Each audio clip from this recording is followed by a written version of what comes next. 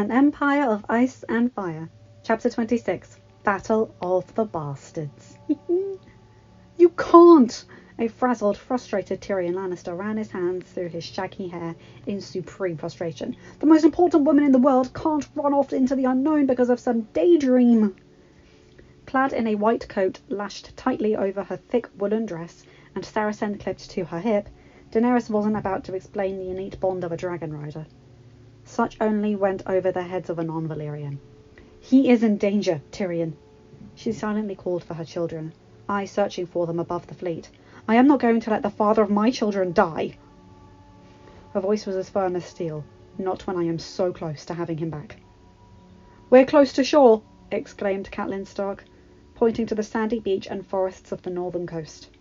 Theon had charted them to be 50 miles north of White Harbour. At least head there with the Legion of Unsullied if you think Jon's life is in danger. Through the clouds dived the massive beasts. Almost fully grown, they dwarfed even the many iron-borne ships.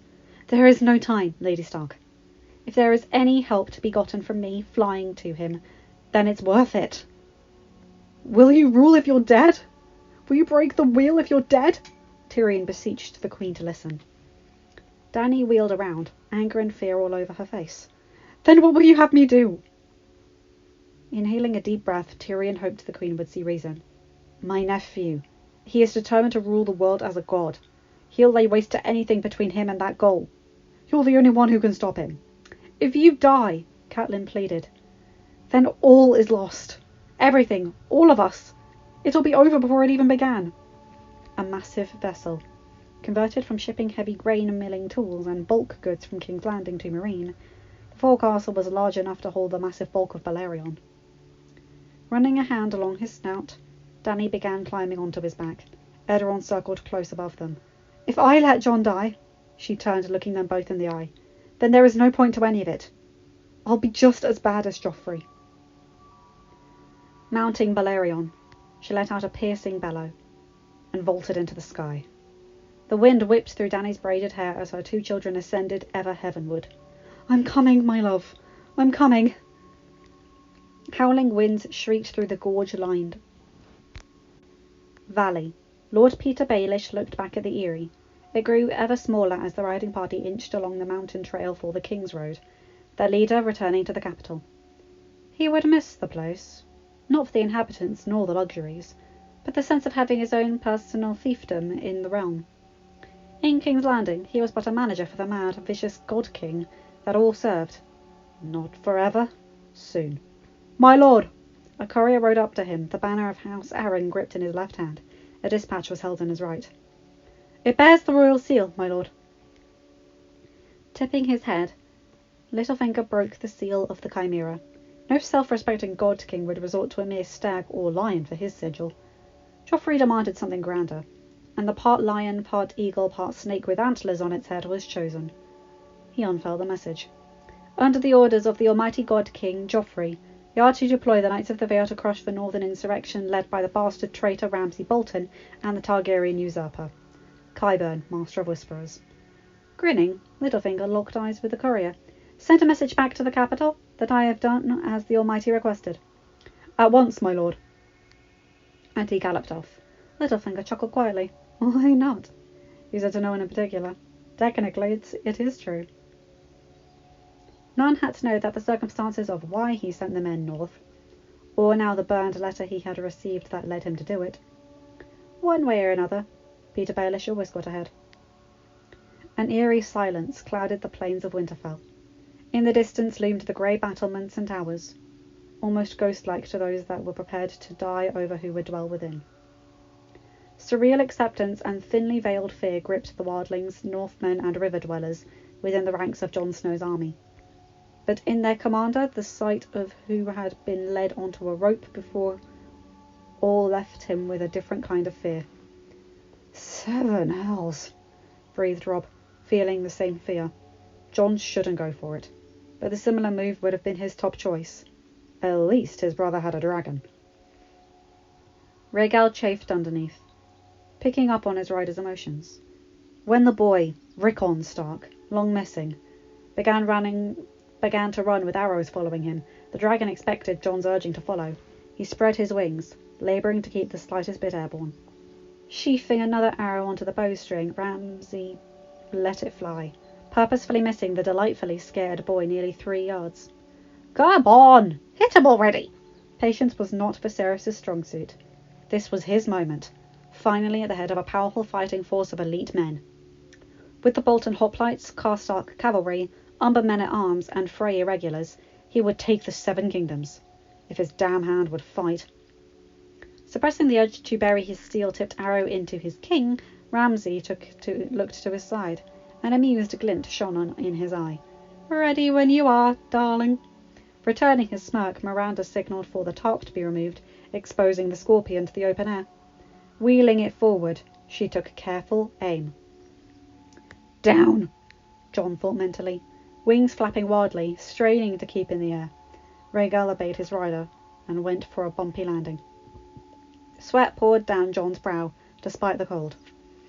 Seeing the small form of his brother, and another arrow landing only 3 feet to his right, he grabbed onto one of the green dragon's neck spines and leaned down. Jon stuck out his gloved hand. "Come on, Rickon! Run! Run!" Terror all over his face, Rickon reached out for salvation. Rhaegal roared as another arrow began its downward plunge. Jon strained as far as he could safely go. Fingertips came closer and closer. Contact!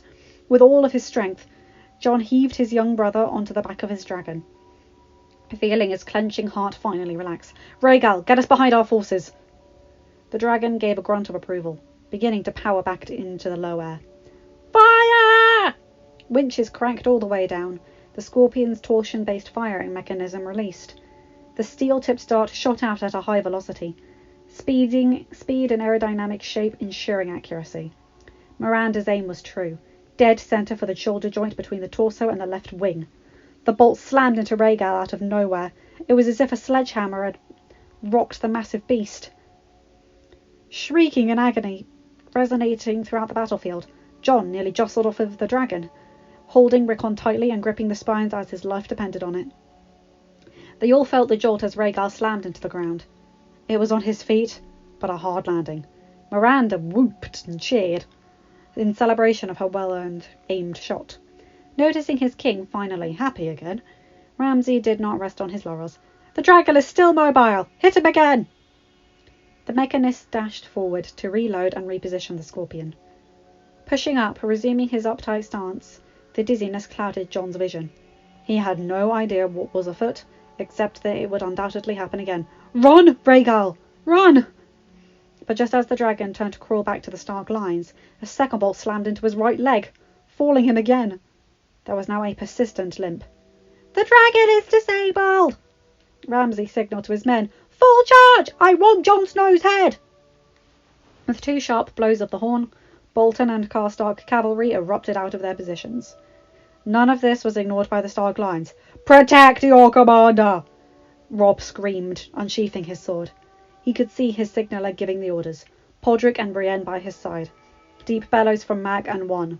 The Stark lines surged forward. Sensing Rhaegal's pain through their connection, Jon immediately hopped off the dragon's back to inspect the damage.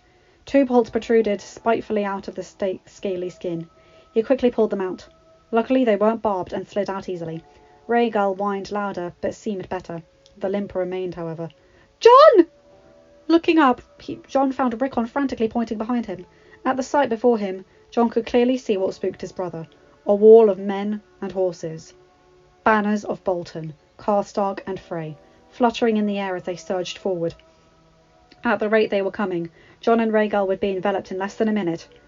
"Rickon! Go behind our lines! Do not stop running!" His brother did what he was told, scrambling off as the green dragon's back and racing away. "Do not stop!" Meeting Rhaegal's eyes, Jon placed a gloved hand on his snout. "I'm sorry, my friend," he offered. The green beast purred low and soft, as if absolving him of blame.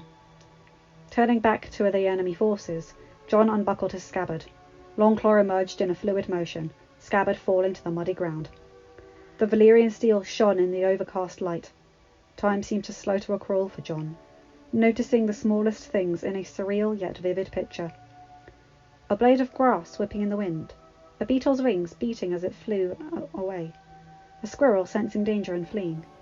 He could make out the individual faces of the charging enemy, he raising his sword to go down a warrior, only for his own cavalry to shoot past him and slam into the enemy lines, a colliding of flesh, steel and wood all together.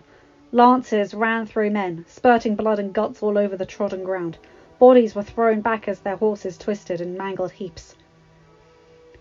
It was as if all order and control around Jon descended into a cardinal house of slaughter and chaos. Crimson liquid spattered his face, the coppery smell hitting his nose. It didn't take long for the stench of death to descend over the field. The cold somewhat helping. A flash of steel shook him from his reverie. Jon raised Longclaw to block the blow aimed his way. "Knock!" Davos shouted, watching the archers draw their bowstrings. In the maze he couldn't make out the difference between friend and foe. "Damn! Can't take out our own men." On the opposite side, Ramsay had no such compulsions. "Knock! Loose!" The arrows sailed through the air, impacting both Stark forces and his own without mercy. "The only dead of our own will be peasants," scoffed Viserys Targaryen, laughing. Gaze shifting to the right side,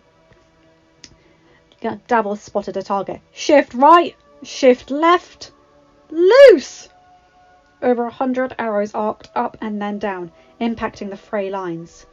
More an unarmed mob with weapons and ferocity, the sheer weight staggering from the volley mere moments before they smashed into the better armed but outnumbered Tully men dismounted at arms. And the desperate flanking manoeuvre ended as quickly as it had begun. But the Blackfish held his men against their sworn enemies with a righteous fury. The Tyrell pikemen formed the centre as they hacked their way through the numerous cutthroats. They may have been blocked from reaching the others by the Frey host, but they'd take down as many as they could. If the Frey soldiers were good for one thing, it was plentiful sword fodder. The blow was easily dispatched, and Jon slammed his sword across the small shield. Wood gave way to the Valyrian steel, followed by a jab to the throat. Arteries and windpipes severed, leaving a gurgling sound at the tip of the soldier fell. Recovering his bearings, Jon raised Longclaw and sliced it across the front of a Bolton cavalryman, blood spurting over his uniform as he collapsed to the ground, his horse continuing its panicked gallop. Men mounted and men dismounted, engaging in a brutal hand-to-hand combat. Jon swerved out of the way before a Karstark knight ran him over with a lance, only for the knight to have his head removed by a hornwood sword. He jinked again, Longclaw slicing an arm clean off of a dismounted Bolton knight. Whooshes reached his ears. Jon crouched while arrows pockmarked the dirt around him. Threat over, he managed to reach a Mazin soldier and save him from an enraged Bolton. Blood dotted his leather vest as Jon removed Longclaw from the man's gut. "Get to Tormund!" he barked as an arrow slammed into the man's eye. "Fuck! Wardleg lover!" Out of nowhere charged a Bolton trooper with his axe raised high. Jon readied Longclaw to taste blood once more. He could see the colour of the trooper's eyes when a riderless horse, tongue out in pure panic, slammed into the trooper in its frenzied flight. What was left was a screaming heap, white bone protruding out of torn flesh. "Mama! Mama!" Snarling, Jon drove his blade into the trooper's gut. When Rhaegal roared, the whole battlefield heard him. His claws and teeth were stained with blood and flesh. Bolton and Karstark men gave him a wide berth, but that didn't stop the Green Dragon from toppling horsemen with his thick tail.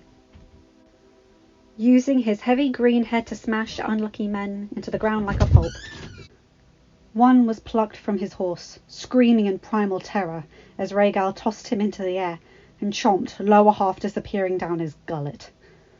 So consumed was he in his own contribution to the orgy of blood around him. The two knights charging at him didn't register until two horses, one snow white and the other a dark chestnut, raced past him. The enemy knights were no longer a threat. "Just like always," Robb spat, leaping from his horse and tossing away the bloody broken lance. "I have to clean up your messes." Ice and Longclaw dispatched two more troopers, the former slicing a head clean off, while the latter battered aside a wild swing before cutting open the gut.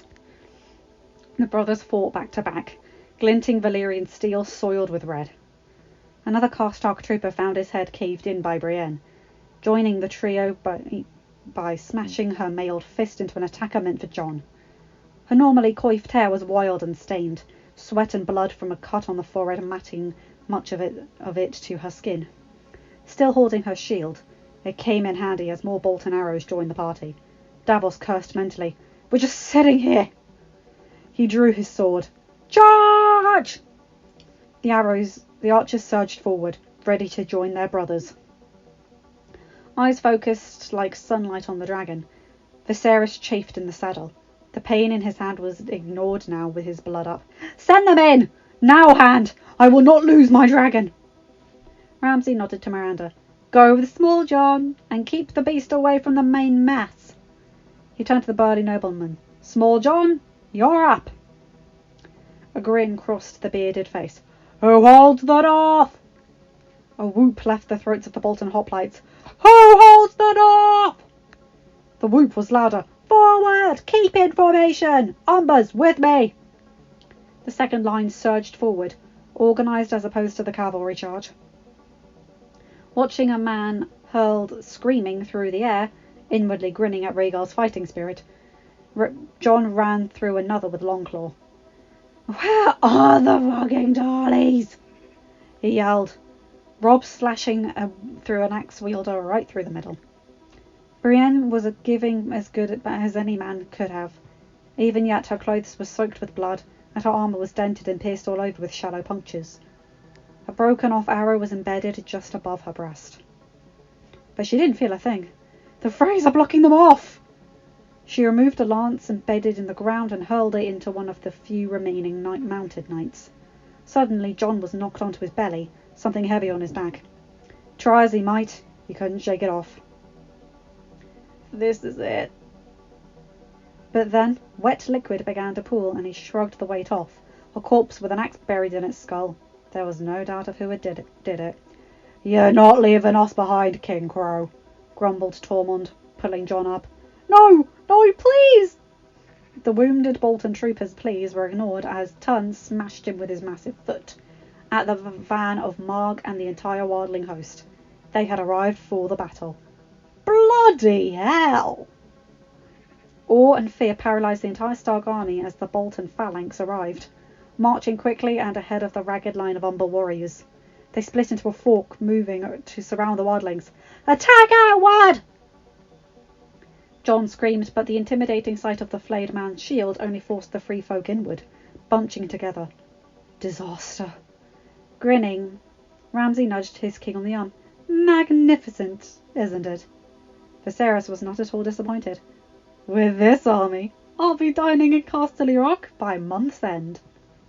The Bolton phalanx locked their shields, forming an impenetrable wall on three sides, with the Tullys, Tyrells blocked by the Frey host, and Rhaegal blocked off by several hoplites detachments. There was no denying it. The Starks were surrounded. "Is there any reason why Lord Baelish isn't here?" Sansa could barely hear her own yell over the fast galloping horses. Scouts had reported the battle had been joined, so the relief force picked up the pace. If they got to the battlefield too late! Yelling at his men to keep the advance steady and stick to formation, Bronze Yon Royce shrugged on the saddle. "Said King Joffrey demanded he return to the capital." He cracked the reins and forced his way to the front, managing the formation.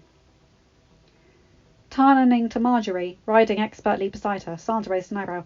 "I hope Joffrey doesn't cut out his tongue, or worse." She wouldn't put anything past him at this point. Even Ramsay, damn him, had limits to his cruelty. The Lannisters couldn't know what have transpired. Littlefinger had used every bit of his skill and cunning to meet with Sansa without anyone being abreast of it, especially not Joffrey's agents. It was through that meeting that the redhead was given the ability to arrange today's relief force. "Be careful! I've met Baelish once and heard his reputation." Marjorie did not want to hear her friend hurt, nor her friend's family, especially her handsome older brother. If he is not playing all sides against each other, I would be shocked. Perhaps. Around them, shouts and scuffling from the knights drew Sansa's attention. A black shape passed overhead. One she was familiar with thanks to her brother. "Gods in heaven!" The Tyrell Rose breathed. Regardless of her new view of Jon, a small part being the old Sansa, persisted in doubting Jon about having met the Dragon Queen. One all in King's Landing feared. Now there was no doubting it. "Ramsay is fucked," Marjorie said matter-of-factly. Sansa couldn't help the smile that crossed her face. "Fire again!" Whooshing filled the air as the thick rope shot out from the Scorpion. A group of men, built like oxen and insanely brave, grabbing at the loose line while attaching the grappling hooks dug into scaly flesh. "Keep him down! Keep him down!" Miranda shouted at her command. Clusters of pikemen surrounded the green beast. Even wounded and isolated from any assistance, the massive dragon was no easy conquest. Crushing another Bolton bannerman with his powerful jaws and sharp teeth, Rhaegal hooted in pain as the fifth mooring line brought him even closer to being subdued. Restricting his range of motion even in the slightest bit, piles of bloody corpses and torn up body parts ringed him. He called out in terror, begging for his rider to save him. Marching inward 2 steps, the hoplites of the Bolton phalanx impaled dozens of wildling warriors among the thousands they had trapped. With the shields sparse, the fur-clad fighters were sitting ducks. As the echoing shouts from the top of the Mountain of the Dead signalled the arrival of House Umber, Jon growled Robb, "You and Brienne smash the phalanx. I'll deal with Umber. Go!" "Run at the phalanx!" Robb shouted, wading through to charge between the spears.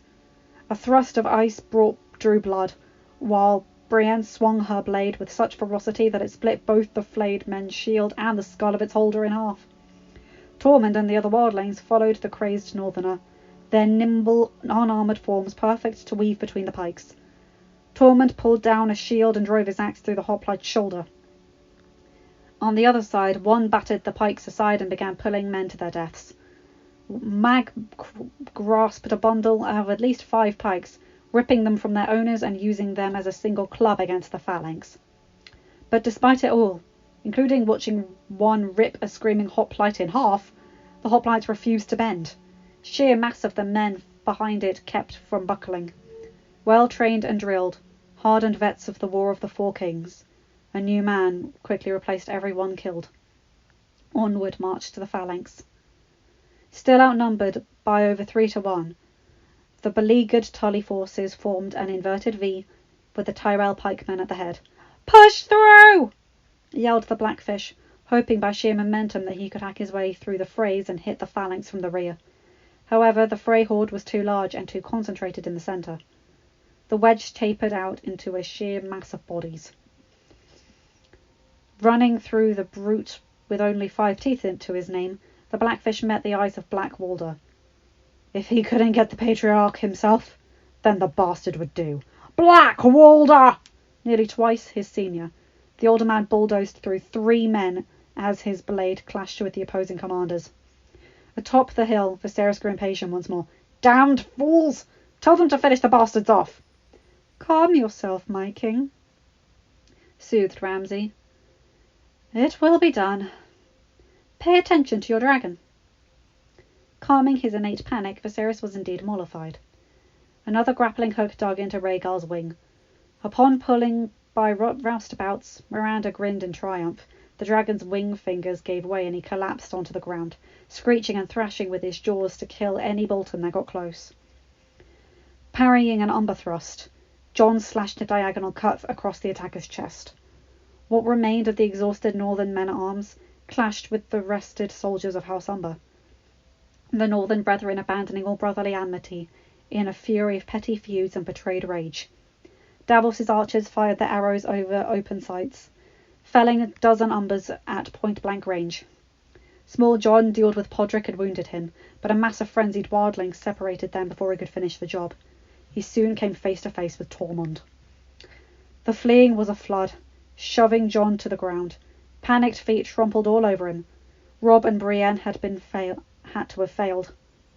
The demoralising whoops of the hoplites ever present. Even one Mag and Rhaegar's bellows were beginning to slacken. Straining, dirt and blood splattered all over his fatigued and battered body. Jon struggled to breathe, amidst the packed bodies of 4,000 writhing bodies.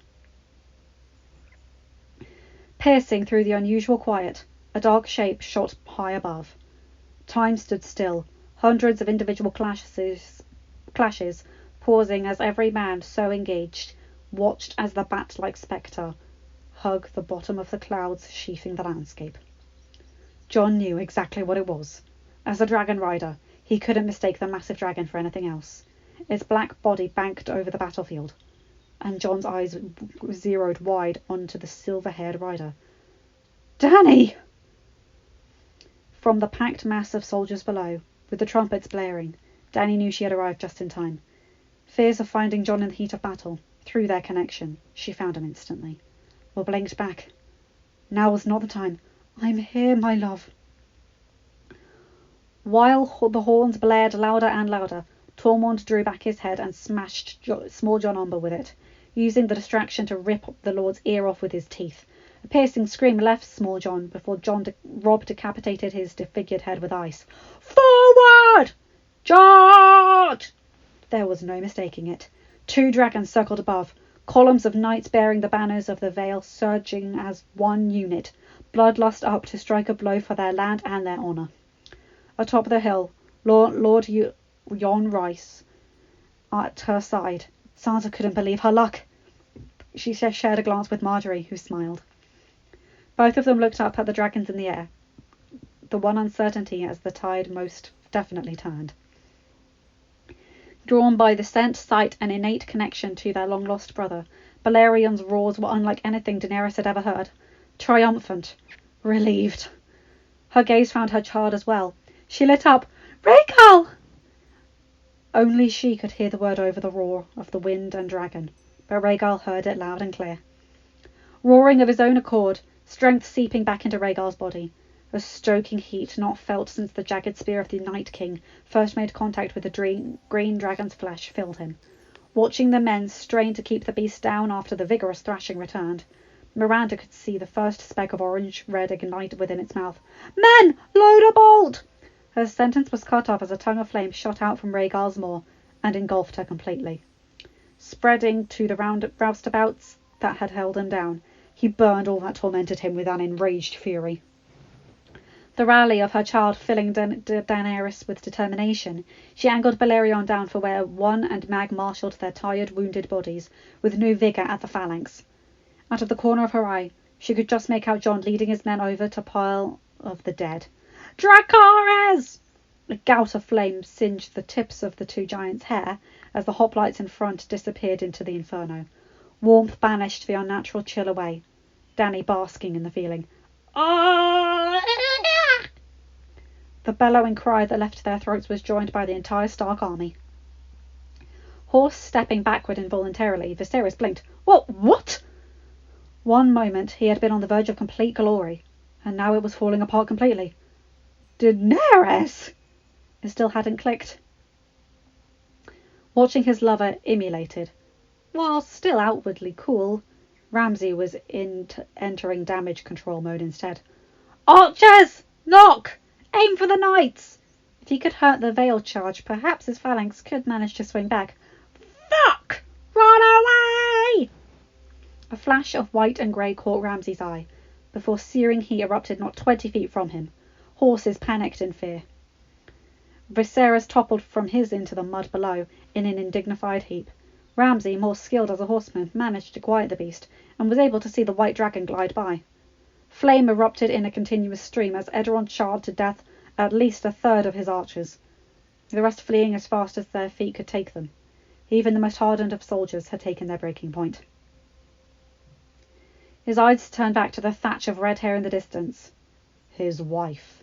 Sansa noticed this through the wreath of flames, barely having shifted her gaze from her husband since she and Lord Royce crested the hill. The Vale Knights had split into 2 columns, one House Arryn and one House Royce. The Arryn column slammed into the unprotected rear of the Bolton phalanx, all attention kept to the front. They had nothing defending them from behind, and were slaughtered by lance and sword. House Royce's column wheeled around the phalanx's semicircle, right into the flank of the Frey horde. Barely armoured as it was, against the steel-tipped weapons of the Knights of the Vale, they were nothing more than beasts to the slaughter. The Blackfish used the distraction to run his sword through Black Walder's gut, destroying whatever discipline House Frey had. A small smirk crossed Sansa's lips. The meaning was easy to decipher. Resigned, Ramsay Bolton motioned for his retinue to ride back to the castle. Nearly left behind, Viserys only managed to scramble back onto his horse in time to catch up in a hurried gallop. "Do something, Hand! Stop them! You said the Vale would declare for me! Save my army!" "Fucking shut up!" Ramsay snarled. "My king?" he added with venom. The Targaryen king obeyed, shockingly chastised. Winging a blast of flame into a cluster of Freymen, Dany let Balerion into a looping bank worthy of the best dragon riders. The stench of fetid death and charred corpses wafted at even this height. The battle was clearly won. Any sort of coordination among the Bolton ranks broken. Many clusters, especially the hoplites, were even surrendering, seeking whatever mercy their foes would toss their way. A screech from the black dragon focused her attention. There was Jon, a wildling and 2 giants by his side as they charged towards Winterfell. While it had been a somewhat dreary place when she had been there, it now looked like a dungeon of gloom. Fucking Viserys. Urging Valerion toward the castle walls, Dany was determined to finish this once and for all. "Close the gate!" Men were dashing about, the courtyard sheer chaos. So much had changed so massively since the day Robert Baratheon had arrived. Not even one person from that time was even present within the walls. "My lord, where's our army?" asked the garrison commander. "Dead on the battlefield, though their army's little better," Ramsay replied evenly. "It appears the Dragon Queen has arrived." Viserys, alone and shell-shocked, merely muttering to himself. "We still have Winterfell, and if the Dragon Queen is in charge, we can exchange that pussy and fool to her in exchange for—" His words were interrupted by 2 bellowed war cries. The sentry opened his mouth to shout when a pike ran him through the middle. Grabbing a bow and quiver of arrows of his own, Ramsay barked at his remaining men. "Get atop the battlements! Fire on any that come close!" Archers scrambled atop the walls and mantles, some firing, some shouting for reinforcements. A loud slam echoed, rattling the gate on its hinges, followed by another and another. "2 giants! We need more men!" In a split second, the battlements disappeared in a gout of flames. Men charged into the ash-crusted skeletons on the spot, or writhed in agony, the pork-like smell of burned, acrid flesh joining the plethora of smells in the Winterfell courtyard. In a flash, the wooden gates burst into hundreds of flaming shards. The fireball blossomed, smoke and flame shrouding the entrance to the castle. Many knocked over from the blast wave, even the most hardened of soldiers pissing themselves as an immense black dragon, a silver-haired queen Visenya reincarnated, perched atop its neck, with a glinting blade in her arm, mounted the battlements. His maw opened and unleashed an ear-splitting roar, while 2 giants and 24 free folk and northern warriors poured in. Arrows flew and swords clashed. A minute hadn't even passed before all the Bolton resistors were dead or surrendering. Eyes darted from Robb to Jon to Mag to Tormund to the still-mounted Daenerys and to Jon again. Ramsay chuckled. "Well, Snow, I think I'll take up that old offer of yours. Us, 1-on-1. Heart clenching for a moment as Ramsay let out an arrow fly. Dany calmed herself at seeing Jon block the bolt from hitting him. Plopping onto the ground, her boots squelching in the mud, she focused on the surprising sight of her own brother. Viserys was dressed regally, but looked just as craven and terrified as the last time she had seen him. What a disgrace for House Targaryen. But he could wait. Jon would come first. Fist flying into Ramsay's face, every punch flashed an image of his red-tinged eyes. Sansa's abuse. Robb nearly getting his throat slit. Rickon just escaping death. All the pain and anger now being taken out on Ramsay Bolton. "Jon! Stop!" Robb attempted to yank him off by the shoulder, but he shrugged him off, still punching and leaving the once grinning face a blood-soaked mess. "Jon!"